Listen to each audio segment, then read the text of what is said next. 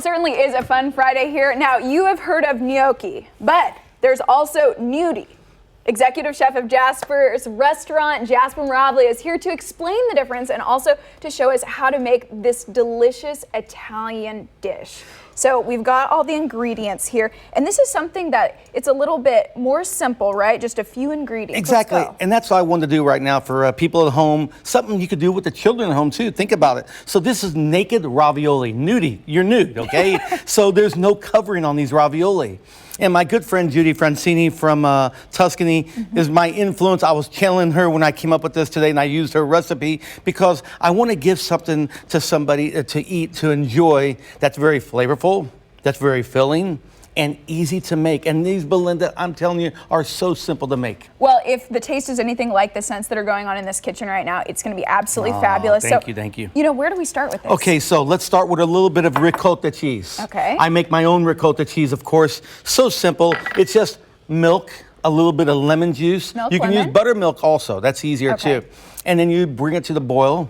And then you separate the curds from the whey, which I've done before when I make fresh mozzarella. Yeah, that sounds great. So we have this, okay? That's the beginning, okay? Now we have to have a little bit of flour because we need a binding agent. Okay, and then also for this, even though it's a naked ravioli, you're gonna actually go ahead and put the flour on the outside because that's gonna help it to cook. Just a little bit, just to give it a little, just maybe a little crust to it, that's all. A little bit of extra virgin olive oil, grated Parmigiano Reggiano or Romano. If you're from Sicily, you like to use Romano because it's a little saltier and that's what we grew up with. Well, I was going to say the Romano or Parmesan both smell, I mean, really good and definitely make it taste good. The egg, because why do we put an egg in there? We want a little souffle effect, so it kind of puffs up a little bit. A pinch of nutmeg just for flavoring, and of course our chopped spinach. I'm just going to a little bit because I'm just making a smaller amount here. And let's say we had some of that spinach that we popped into the freezer, because I do that. I know a lot of people do that. Does that work here? Even better. I was rushing this morning and boiling when I got here, you saw. But look at this. Look how quickly it came. Yeah. It came together so quickly.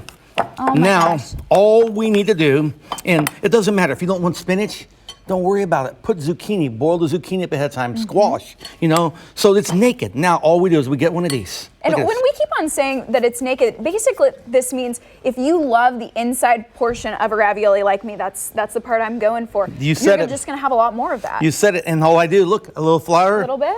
And into the boiling water. Wow. Now our sauce is so simple. Just a little bit of butter. I call it a brown butter sauce. Yum. And I'll never forget the first time we opened up our trattoria on 75th and Mornell back in the day.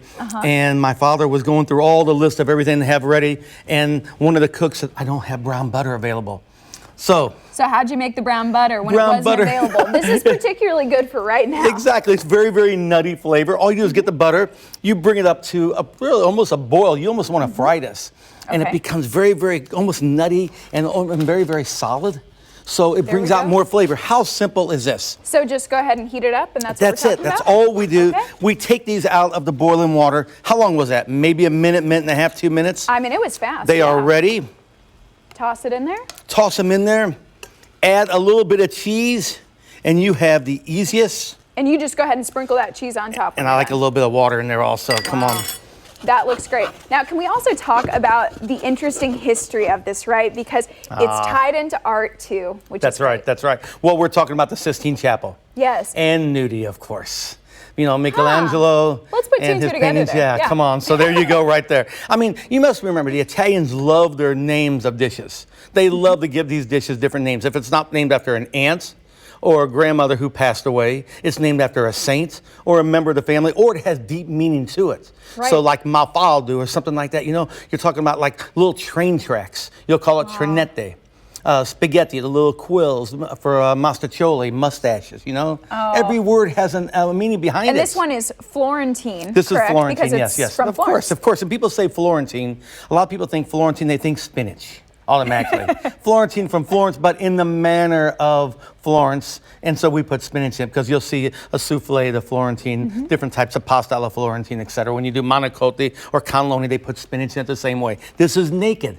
It's open. It's an open ravioli. So simple and delicious. And Jasper, real quick before you go, you actually do have takeout going on right now. We do takeout and carry out right now, curbside only, just trying to get through these difficult times. Okay, well, thank you so much, Jasper, as always, for giving us some history on the dish and also showing us how to cook up something great. Thank you for letting me in the studio. Of course, this is my second home. I love being here with you all. Great. Thank you, Jasper.